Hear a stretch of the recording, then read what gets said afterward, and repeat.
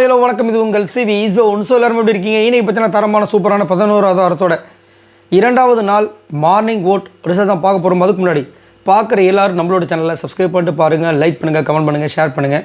அது மட்டும் இல்லாமல் நிறைய பேர் சப்ஸ்கிரைப் பண்ணிட்டீங்கன்னு நினச்சிட்டு பண்ணிகிட்ருக்கீங்க, பார்த்துட்ருக்கீங்க. ஸோ தயவு செஞ்சு கொஞ்சம் செக் பண்ணிக்கோங்க. ஏன்னா நீங்கள் கொடுக்குற ஆதரவால் தான் நம்ம வந்துட்டு அடுத்தடுத்த வீடியோஸை கரெக்டாக கொடுக்க முடியுது. நீங்கள் கொடுக்குற சப்போர்ட் எனக்கு ரொம்ப ரொம்ப தேவை. சரி, இப்போ பார்த்தீங்கன்னா அந்த வீடியோ போகிறதுக்கு முன்னாடி நேற்று நிறைய நிகழ்வுகள் நடந்துச்சு. அதுலேயும் குறிப்பாக கனி வர்சஸ் சாண்ட்ரா பயங்கரமாக முட்டிக்கிச்சு. முட்டினதும் இல்லாமல் கனி வந்து வாண்டடாக பேசுன்னு அவங்கள தொந்தரவு பண்ணுறதும், சாண்ட்ரா வந்து என்னை விட்டுருன்னு சொல்கிறதும், அதுக்கு அவங்க அழுறதும், அதுக்கு இவங்க பதிலுக்கு நானும் அழறேன்னு சொல்லிட்டு உள்ளே போய் அழுவுறதும். அதுக்கப்புறம் சாண்ட்ரா வந்து தனியாக போய் வெளியே போய் படுத்துட்டாங்க. என்ன முடிவு எடுக்க போகிறாங்கன்னு தெரியல. கனி அதுக்கப்புறம் ஜாலியாகிட்டாங்க. ஸோ இதில் வந்து யாரோட அழுகை உண்மையான அழுகைன்றது நம்மளுக்கு தெரிய வருது. ஸோ உங்களுக்கு இது 2 பேரில் யார் மேலே உண்மையிலே தப்புன்னு நினைக்கிறீங்கன்றதை சொல்லுங்கள்.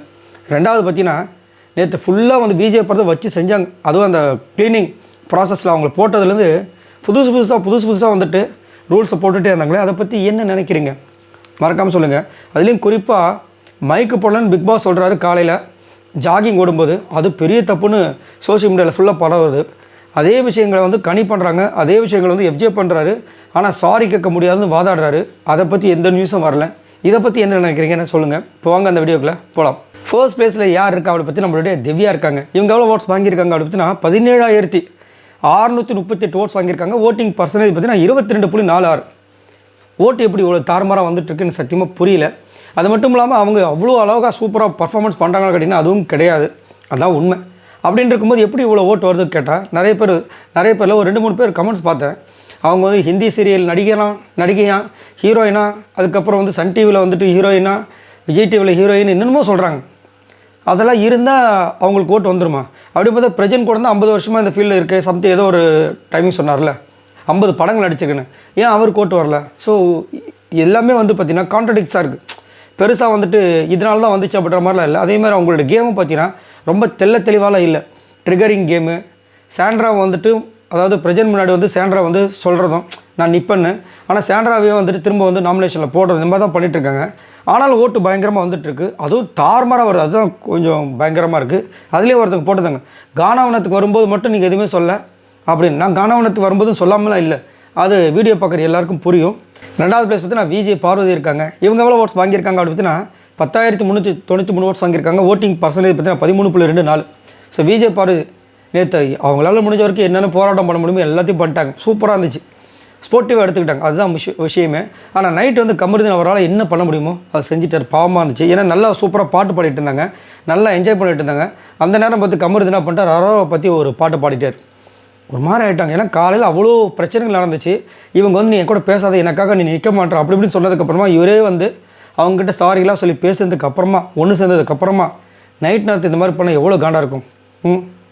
நல்லதுக்கு காலையில் இல்லை. 3வது பிளேஸ் பார்த்தீங்கன்னா கமருதீன் இருக்கார். இவர் எவ்வளோ ஓட்ஸ் வாங்கியிருக்கார் அப்படி பார்த்தீங்கன்னா 10,251 ஓட்ஸ் வாங்கியிருக்காரு. ஓட்டிங் பர்சன்டேஜ் பார்த்தீங்கன்னா 13.06. ஸோ கமருதீன் ரொம்ப கஷ்டங்க. ஏன்னா இந்த மனுஷனை நம்புறதே ரொம்ப கஷ்டம். நம்மளுக்குன்னு இல்லை, உள்ளே இருக்க விஜய் பார்வதி கூடயே இருக்காங்க. எவ்வளோ விஷயங்கள் சரிங்களா, அவ்வளோ விஷயங்கள் இருந்தும் காலையில் வந்து அவர் வந்துட்டு லிட்டரலாக போயிட்டு சாரி கேட்டுகிட்டே இருக்கார். மடக்கி இவரே பேசுகிறார். பேசி சமாதானம் ஆகிட்டாங்க. ஆனதுக்கப்புறமா நைட்டு வந்துட்டு லூசு பெண்ணு ஒரு பாட்டு பாடலான்னு போனால் இவர் ஆரம்பிக்கிறார், அரோரா பெண்ணு. அவங்க அங்கேருந்து வைக்கப்படுறாங்க. பக்கத்தில் விஜய் பார்வதி வச்சுக்கிட்டு எப்படி இவரோட கேரக்டர் நம்ம ஜட்ஜ் பண்ண முடியும்? யோசிச்சு பாருங்கள்.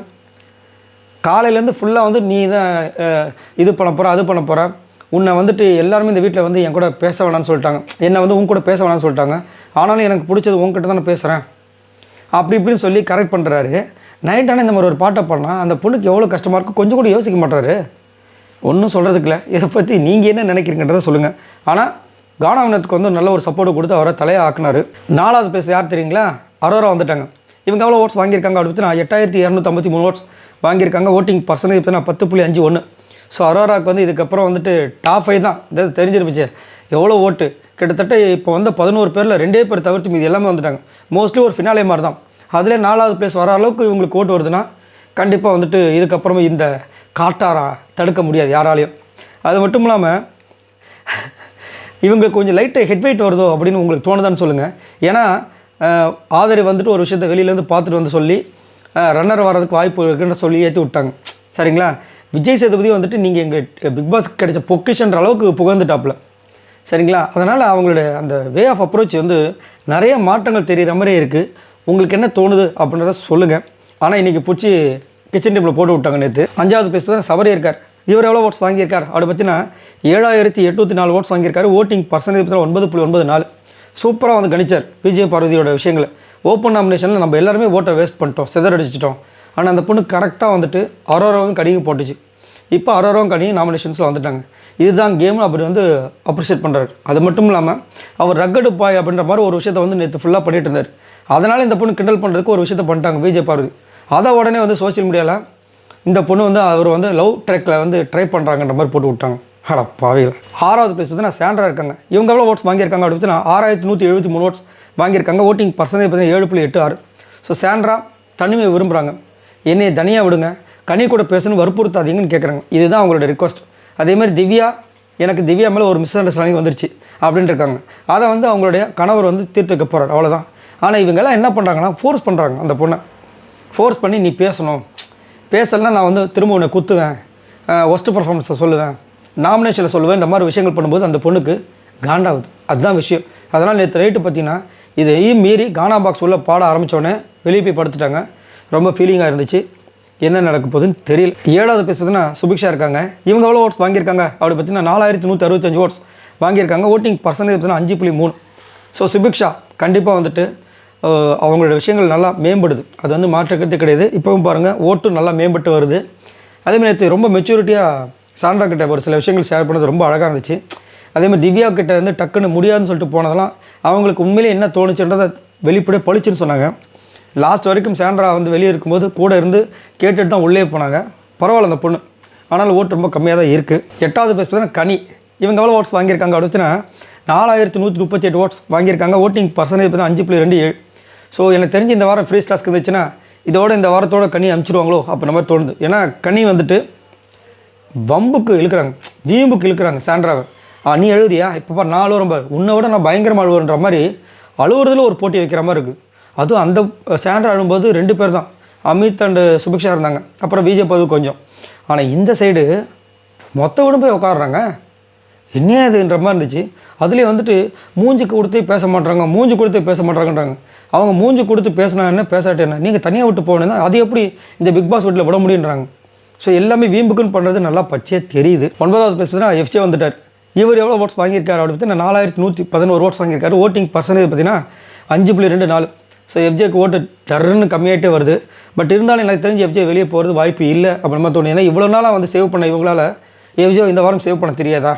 அது மட்டும் இல்லாமல் எஃப்ஜே இன்றைக்கி நேற்று ஒரு அட்டகாசம் பண்ணார் பாருங்கள். இந்த பொண்ணை வந்துட்டு எப்படியாவது எக்கச்சக்கமான வேலையை கொடுத்து அந்த பொண்ணை காலி பண்ணுன்ற மாதிரியே பண்ணிட்டு இருந்தார். பட் கடைசியில் அவரோட விஷயங்கள் எல்லாமே தவிடுபடியாக போச்சு. இதில் வேறு வந்து மைக் மாட்டலன்னு வந்துட்டு பிக் பாஸ் சொன்ன உடனே கானாவினத்தை வந்து சொல்கிறார், இதுக்கு வந்துட்டு பனிஷ்மெண்ட் பண்ண முடியாதுன்றார். நான் வந்து பேசவே இல்லையே, நான் எதுக்கு பண்ணணும்? அப்படி மீறி நான் பனிஷ்மெண்ட் பண்ணால் யாராவது ரெஸ்ட் ரூம் போகிறதுக்கு முன்னாடி மைக் வச்சுட்டு போனால் அதை எடுத்துகிட்டு போய் ஒழிச்சு வச்சுருவேன். அப்போ பிக் பாஸ் சொல்லுவார்ல, அப்போ பனிஷ்மெண்ட் பண்ண சொல்லுங்கன்றார். என்னத்தை சொல்லுவீங்க? 10வது பேஸ் பார்த்தீங்கன்னா அமித். இவர் எவ்வளோ ஓட்ஸ் வாங்கியிருக்காரு அப்படி பார்த்தீங்கன்னா 4110 ஓட்ஸ் வாங்கியிருக்காரு. ஓட்டிங் பர்சன்டேஜ் பார்த்தீங்கன்னா 5.23. யார் வந்து அதான் எல்லாருமே ஏற்ற இறக்கமாகவே இருக்காங்க இந்த ஒரு நாளில் 1.5 நாளில். ஆனால் இவர் மட்டும் வந்து அதே இடத்துல தான் இருக்கார், 10வது இடம். ஸோ எனக்கு தெரிஞ்சு இந்த வாரம் ஓகே அப்படின்ற மாதிரி நான் நினைக்கிறேன். ஆனால் நல்ல மனுஷன், நல்ல தங்கமான குணம். பட் என்ன பண்ணுறது, எனக்கு என்னமோ விஜய் பார்வதி கூட இருக்கவங்களும் அனுப்புகிற மாதிரியே ஒரு ஃபீலிங்காக இருக்குது. அதனால் இவர் அனுப்பிடுவாங்களோ அப்படிமா தோணுது. பட் நல்ல மனுஷன். லாஸ்ட்டாக பார்த்தீங்கன்னா ஆதரே. இவங்க எவ்வளோ ஓட்ஸ் வாங்கியிருக்காங்க அப்படி பார்த்தீங்கன்னா 1483 ஓட்ஸ் வாங்கியிருக்காங்க. ஓட்டிங் பர்சன்டேஜ் பார்த்தீங்கன்னா 1.89. ரொம்ப டவுனாக இருக்குது ஓட்டு. ஸோ கன்ஃபார்ம் 99.99% ஆதரே காலி. அது மாற்று கருத்து கிடையாது, அது அவங்களுக்கே தெரியும். சரி, இவங்களாம் மொத்தமாக அவங்க ஓட்ஸ் இது வரைக்கும் பார்த்தீங்கன்னா 78,519 ஓட்ஸ் வாங்கியிருக்காங்க. ஸோ அதாவது இந்த வாரம் இறுதியில் என்ன நடக்க போகுது அப்படின்னு நம்ம பொறுத்து இருந்தால் பார்க்கணும். இதை பற்றி உங்களோட கருத்துக்களை சொல்லுங்கள். பாய் நண்பர்களே.